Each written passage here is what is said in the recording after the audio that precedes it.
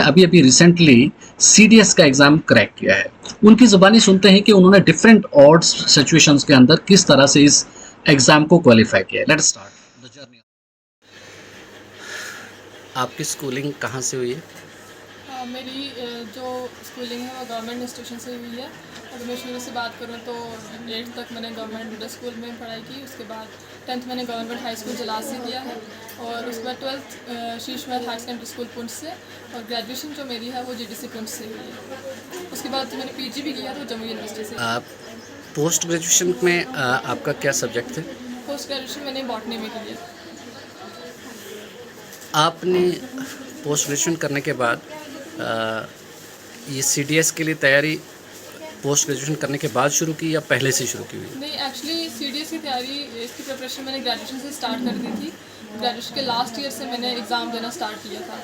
तो unfortunately graduation के last year में जो मैंने 2 अटैम्प्ट्स लिए, क्योंकि ये जो एग्ज़ाम है साल में 2 बार कंडक्ट करवाती है यूपीएससी। तो लास्ट ईयर में तो ग्रेजुएशन के लास्ट ईयर में नहीं हो पाए थे, लेकिन जैसे ही पीजी स्टार्ट हुई तो फिर तब से मेरे एग्ज़ाम्स क्लियर होने लगे।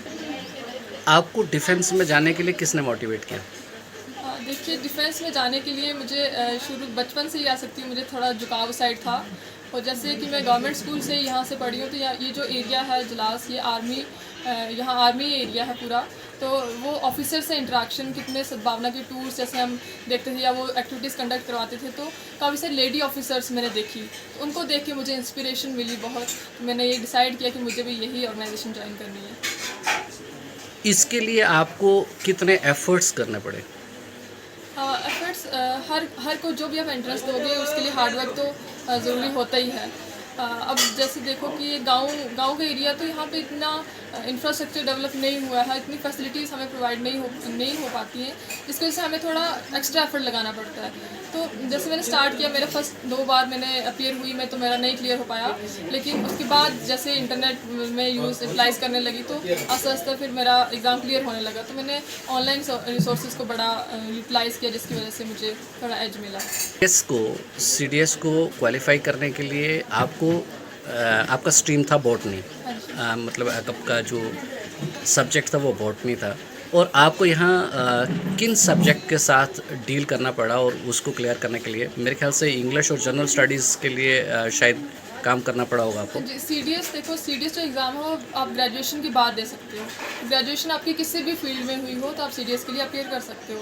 और जो लोग जिनको आईएमए के लिए जाना होता है, उनका मैथ्स कंपलसरी है, क्योंकि वो तीनों जीएस, इंग्लिश और मैथ्स तीनों पेपर में तीनों के रिलेटेड पूछा जाता है। लेकिन जो ओटीए के लिए जाते हैं, ऑफिसर्स ट्रेनिंग अकेडमी चेन्नई के लिए, उनके लिए सिर्फ जीएस और इंग्लिश के सब्जेक्ट्स, इन दोनों इनको मिला के एक क्वेश्चन पेपर यूपीएससी देता है। राइट। तो अब बताइए, जैसे आपके स्टडीज़ आवर कितने रहते थे? आप कितना जनरल स्टडीज़ पे कितना टाइम देती थी और इंग्लिश के लिए कितना टाइम देती थी? और एट द सेम टाइम, अगर जब आप सपोज़ कह रहे हैं कि मैंने ग्रेजुएशन के बाद ये शुरू कर लिया था, पीजी करते हुए, पीजी बॉटनी इतना इजी सब्जेक्ट नहीं है, उसको बहुत टाइम चाहिए, और उसको लिए पैरेलल आप कैसे टाइम को मैनेज कर पा रही थी इंग्लिश और जनरल स्टडीज़ के लिए? जी देखो, जब मैंने इसकी प्रिपरेशन स्टार्ट की तो शुरू में जैसे मेरा नहीं हुआ, तो मुझे लगा कि मेरा टाइम नहीं मिल पा रहा है, इसलिए मेरा एग्ज़ाम क्लियर नहीं हो रहा है। तो मैंने जो छुट्टियां होती हैं बीच में, 2 महीने की छुट्टियां होती हैं, गैप होता है, तो मैंने उसमें इस पर अच्छा फोकस किया और सब्जेक्ट्स पे होल्ड बनाया। क्योंकि जैसे यूपीएससी बाकी के एग्ज़ाम्स कंडक्ट करती है, उसमें सारे सब्जेक्ट्स से कुछ ना कुछ पूछा रहता है, तो ये भी वैसे ही है। इसमें भी सभी सब्जेक्ट से डील किया होता है, ज्योग्राफी ले लो, पॉलिटी ले लो, हिस्ट्री ले लो, करंट ले लो, तो सब कुछ, इकनॉमिक्स ले लो। तो मैंने देखा कि जो मेरे सब्जेक्ट्स जिन पे मेरा होल्ड है, वो तो मैंने थोड़े आस्ते आस्ते उनको साथ साथ रखा थोड़ा थोड़ा। लेकिन जिसमें मेरा होल्ड नहीं था, जैसे इकनॉमिक्स थी, पॉलिटी मुझे शुरू से पढ़नी थी, क्योंकि मेरा आर्ट्स बैकग्राउंड नहीं था, मेरा मेडिकल स्ट्रीम था, तो मुझे इन सब्जेक्ट्स पे ज़्यादा फोकस करना पड़ा। तो मैंने एक प्रॉपर टाइम दिया इसकी सीडीएस की प्रिपरेशन करने के लिए। आई थिंक 6 महीने अगर आप प्रॉपर दोगे, एक बार आपने अच्छे से सब कुछ सारा सिलेबस कर लिया है, तो आपको बार बार 6 महीने देने की ज़रूरत नहीं पड़ेगी। आपको सिर्फ रिविजन करनी है हर बार, क्योंकि चीज़ें यूपीएससी 2 बार कंडक्ट करवा रहा है ये एग्ज़ाम, तो आपकी चीज़ें सिर्फ ब्रशअप करने के लिए नेक्स्ट अटैम्प्ट में ब्रशअप करनी होती है। तो मैं कहूँगी कि 5-6 महीने एक बार आपको सिलेबस को पूरा देखना पड़ता है। तो इसमें जैसे इंग्लिश का है, इंग्लिश का कौन से पोर्शन पे काम करना होता है? इस CDS को क्वालिफाई करने के लिए? इंग्लिश देखो, इंग्लिश ग्रामर तो आपको आनी चाहिए, आपकी बेसिक्स अच्छी होनी चाहिए इंग्लिश में। एक बार आपकी ग्रामर अच्छी होगी, उसके बाद आपकी कम्युनिकेशन स्किल्स, आप इतना कोई ज़्यादा टफ पेपर नहीं होता, सिक्योरिंग ही इंग्लिश होता है, क्योंकि GS आपको थोड़ी मुश्किल रहती है, क्योंकि काफ़ी सारे सब उसमें टॉपिक्स डील किए होते हैं। इंग्लिश सिक्योरिंग सब्जेक्ट रहता है, इसमें आप एक तो आपकी ग्रामर बेसिक्स अच्छे हों तो आप एक्सेल कर जाते हो इंग्लिश में। राइट। तो इसमें जैसे पेरेंट्स में से किसी न किसी का बहुत बड़ा रोल रहता है, तो आपके पेरेंट्स में से मैं ये यहाँ पर कंपटीशन की बात नहीं कर रहा हूँ, पेरेंट्स सबका ही बहुत बड़ा रोल रहता है, मगर ज़्यादा बड़ा कंट्रीब्यूशन किसका रहा है? पेरेंट्स का डेफिनेटली बहुत बड़ा रोल रहता है, लेकिन मैं कहूँगी कि शुरू से ही हमें मतलब हम मम्मा के पास ही बैठ के पढ़ते थे, पापा तो बाहर काम ये वो सब कुछ देखते थे, लेकिन मम्मा ने ही हमें ज़्यादा पढ़ाई की तरफ लगन लगाई, तो उन्हीं की गाइडेंस के अंदर हमने शुरू में जो अपनी पढ़ाई हुई है, तो मम्मा का ज़्यादा रोल रहा है, पापा का भी डेफिनेटली रहा है, लेकिन मम्मा का मैं थोड़ा सा ज़्यादा बोलूँगी।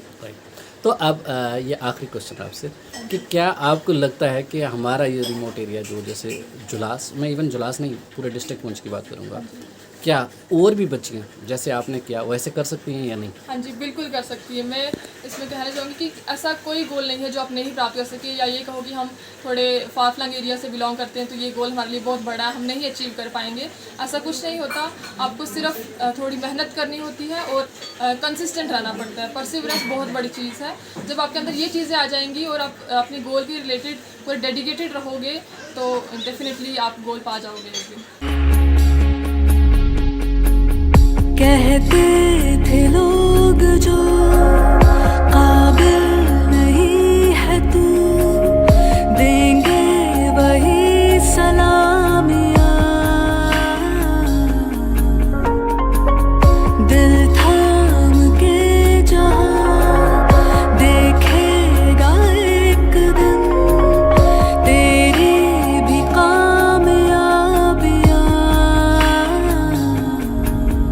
करके दिखा कमाल वो, आके ज़मीं पे दे के जाए आसमां, शाबाशी।